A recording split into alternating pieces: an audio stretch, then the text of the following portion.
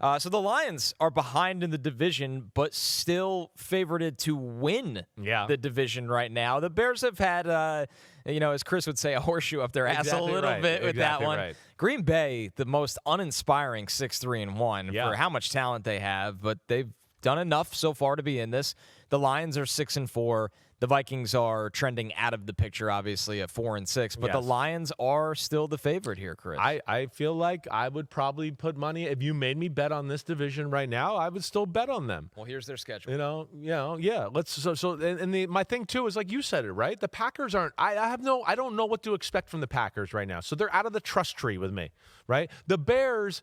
They're winning games, but they haven't really looked impressive in a football game in quite some time here. So it's like, what do we expect? And then you look at the Bears' schedule and you go, wait, there's a lot of games on there, and they're going to play everybody close. They're not that good to where you just go, oh yeah, they took the field, they're going to win the game, right? I mean, they got the Steelers. The Bears got the Steelers this week, then the Eagles, then the Packers. They certainly could lose all three. I mean, they're capable. And then they got the Browns after that, which the Browns are always scary, right? And then it's the Packers, the 49ers, and the Lions. That's tough. So the Bears have a lot of work in front of them here. So would I be shocked if we sat here in 4 weeks from now and we went, the Bears are 7-6 or the Bears are 7-7? No, I don't think that would be shocking. Other way. Exactly right. So for the Lions, they are home to the Giants. They're home to Green Bay. They're home to Dallas.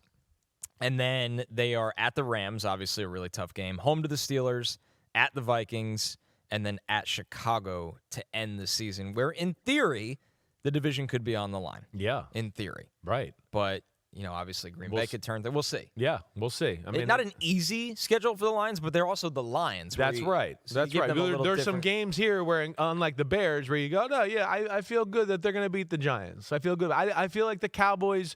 The Cowboys are dangerous on offense, but the Detroit can play defense, and then of course the Cowboys defense may be a little bit better, right? But I'm still not going to sit here and go, oh, they're going to shut down the Detroit Lions and all of that.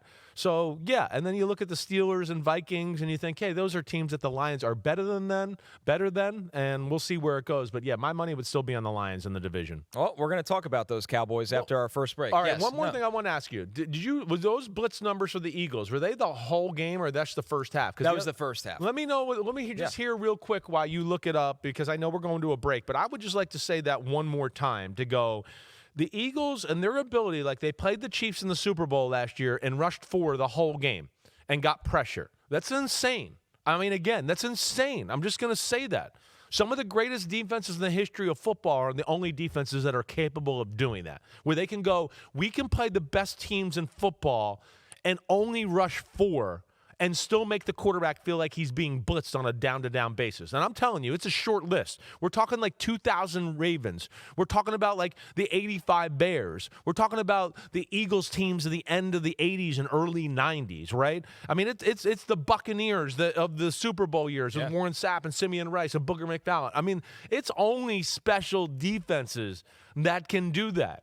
And that's what's crazy to me. Like, I don't even think the Broncos, as awesome as they were, could just do that. They had to blitz and be creative a little bit, even though they were awesome of the 2015 Broncos, right? So that's where I just go, man, whoever you play, and I still hold true to, you have to throw the ball outside against the Eagles. You got to throw it. That's the only thing they're going to give you for sure. And teams are just reluctant to do that, and I think that's where teams got to start attacking on them a little bit. So go ahead, give it to me. 39 pass plays they went against. Right. They blitzed on 14 of them, which is about 36%, but here's the catch. Yeah.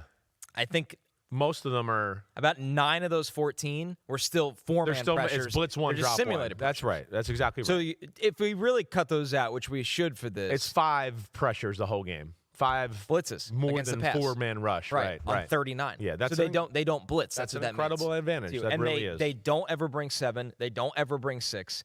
Once in a while, they'll blitz a 5th man. Right. Once in a while. Right. Once out of every 8.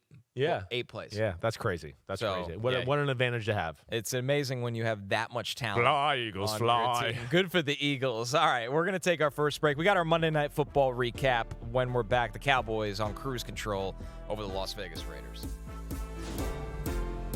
DraftKings Sportsbook is an official sports betting partner of the NFL, and new customers can bet $5 and get $200 in bonus bets if your bet wins.